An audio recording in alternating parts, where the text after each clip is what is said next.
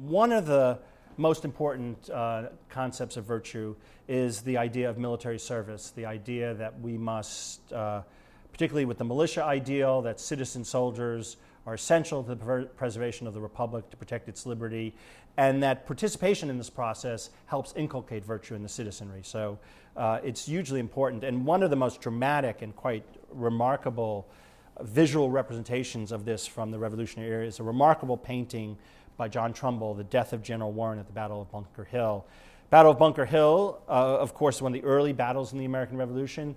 The British were expecting to dispatch these ragtag bunch of militiamen. Although they eventually do take the hill, they take it at a great cost, and the Americans really vindicate the idea of the militia.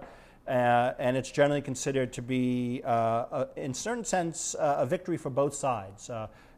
In the most narrow sense, the British take the hill, but the Americans do so much better than anyone would have expected that it's also accounted a great victory for American military forces.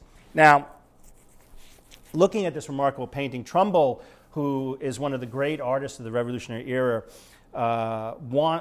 wants to capture the spirit of the age. And the greatest kind of painting to do that is a history painting. Now, Trumbull, like his predecessor Benjamin West, another great American artist, is instrumental in transforming this genre, history painting.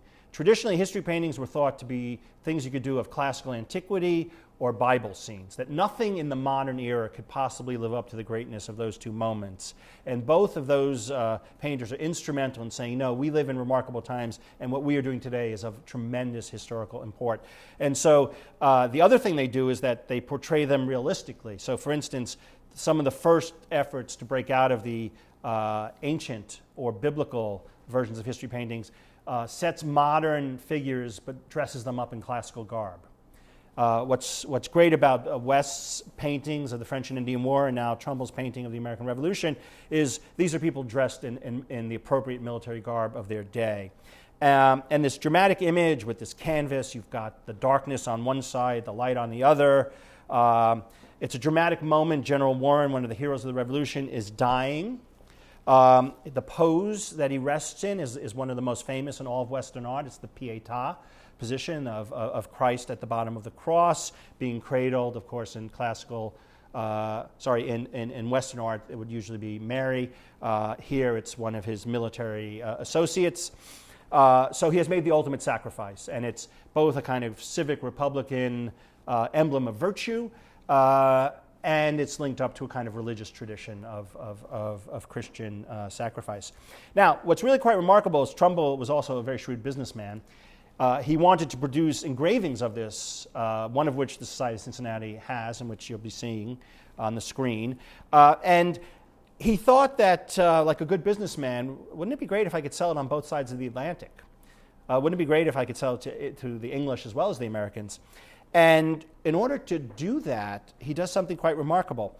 At the very center of the painting, you'll notice that there's a British officer who's reaching out with his hand to stay the bayonet from delivering the final mortal blow.